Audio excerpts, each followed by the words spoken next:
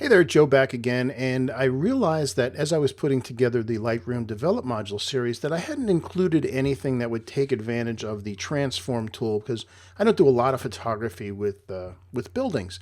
However, this is kind of snapshotty, but it was really just more recording the place. This is downtown Silverton, Colorado, and it's got issues obviously with the exposure and the color, and we also see this entire building because this was a relatively wide lens. In fact, let's hit the I key and hit it again, and it was shot at 40 millimeters. So, all right, so we're seeing a little bit of distortion on the building here.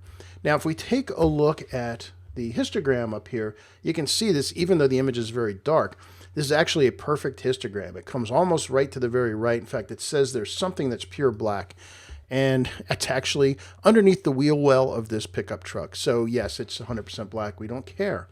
What we do care about are highlights, and we have these beautiful clouds over here. And as I bring the little magnifying glass over top of this, if you look underneath the histogram up here, you can see those three numbers appear, and you see 96.8, 97, 96.9, which is pretty pure white.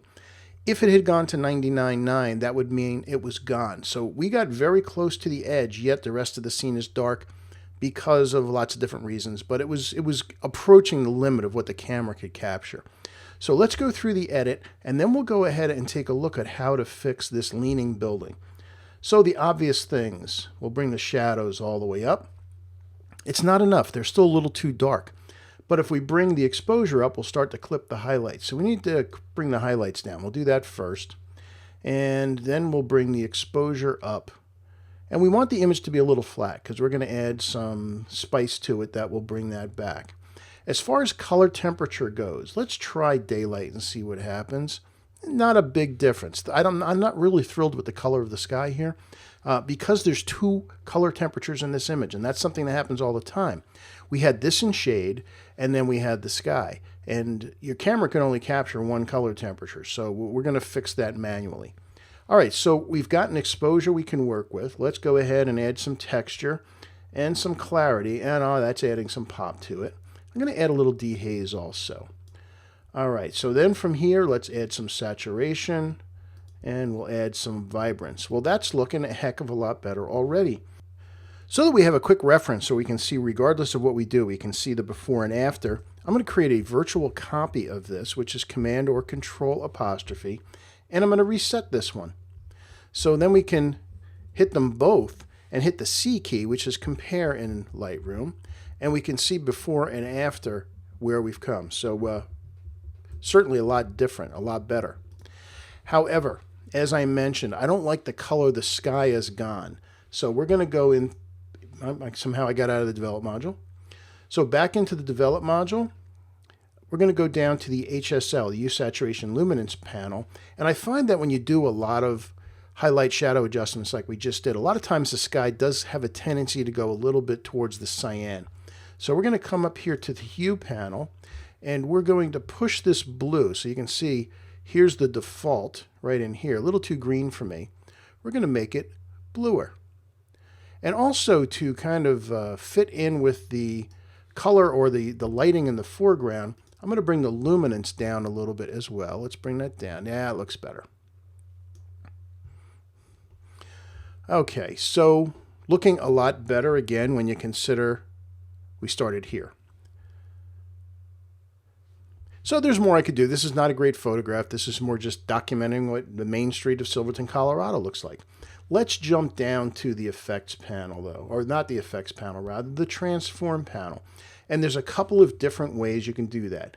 Now the default is this just upright thing, and we can click on the vertical slider, and as we push it left and right, you see what happens. So we can kind of go with this until we see that building fairly straight up and down. We can also click on the constrain crop, and now you can see it's pretty good, and you can fine tune it from here, maybe a little bit more. The danger of doing that is you can make something on the edge straight and then something in the middle not straight, but actually that did a pretty darn good job of it. All right, that's pretty good. I'm going to make another virtual copy of this so that I can reset this. And again, you can reset any Lightroom thing you've changed by double-clicking on the word. And this time I'm just going to we'll turn off the constrain crop too. Let's make sure we're seeing our entire image. So we go to the crop tool. Yeah, let's just see as shot the entire thing. So we'll hit done there. Again, back down to transform. This time I'm going to let Lightroom do it for me. I'm just going to click right here where it says auto. See, it's right here in the middle. Click on auto and it will do what it thinks is best. Now, it was focused on the middle. Obviously, this bell tower is important. And from the position that we were in, maybe this was slightly leaning in because we're down underneath it, and that's okay. So that's a real fast way to do this. As we're here, all right, I can't help to want to edit this a little bit more. What is the focus? Now, these clouds are beautiful, and there's a tendency to rely on them, even though this is the subject. And obviously, this pickup truck's back that is sticking out is annoying. It's drawing you away from everything else. So I'm going to click on the crop tool. First thing I'm going to do is turn off the lock tool there so I can do it in one direction. I'm going to go just to the edge. Oh, I'm going to keep the edge of that bumper because I want to show you another tool while we're here. Edge of the bumper, and I'm going to bring this down, and now we've got, in fact, maybe we don't need all of this building. And as I'm looking at this, I'm seeing two things. One, yep, the tree is perfectly straight. Everything's nice and straight. Two, this is looking suspiciously to me like an 8x10.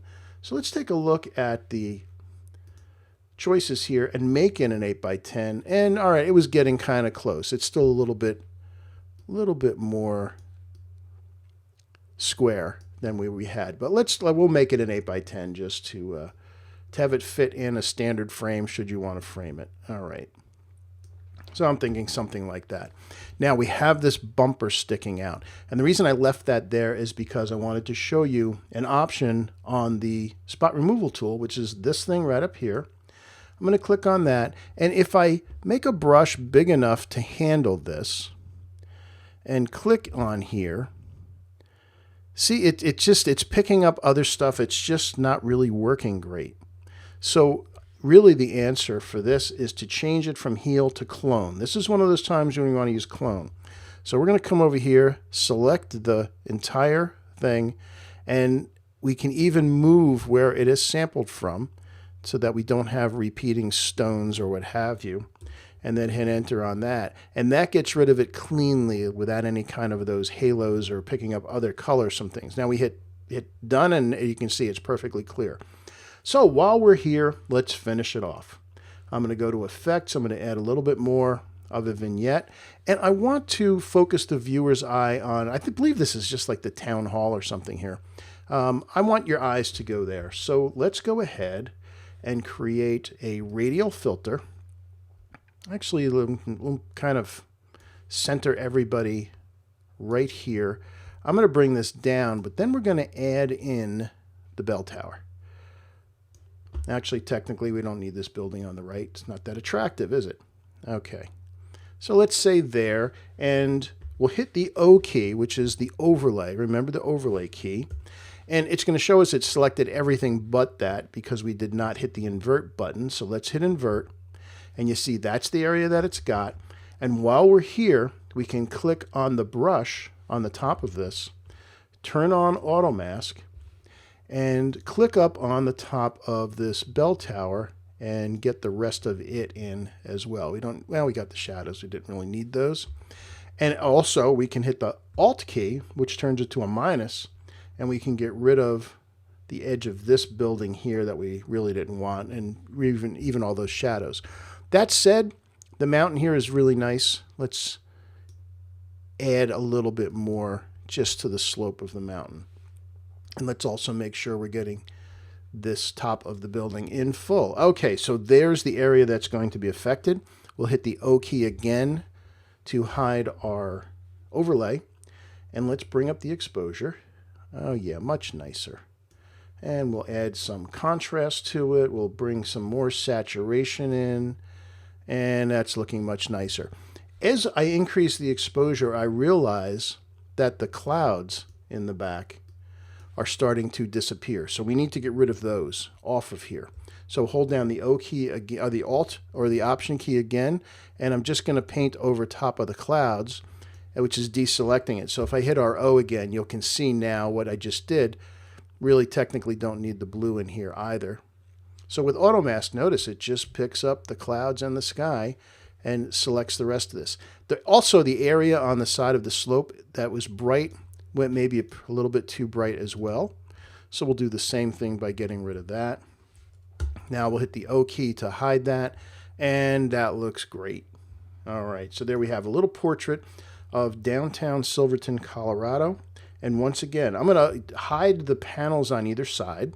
You do that by hitting Shift-Tab, and then I'm going to hit the C key. And since I have those two images selected, there's our before and after. And I'm going to have to hit Shift-Tab again while we're here. And then lastly, there's the lights panel, which is the L key on your keyboard. If I hit it once, it dims, but you still see a little of the background. Hit it twice, and you just see the images before and after. So we took that image on the right, that's what we started with, and turned it into that one on the left. Got our building straight, got us focused on the town hall, and got the sky in a much better place. Again, not a wonderful photo, not an incredible photograph, but it does tell the story of downtown Silverton, Colorado.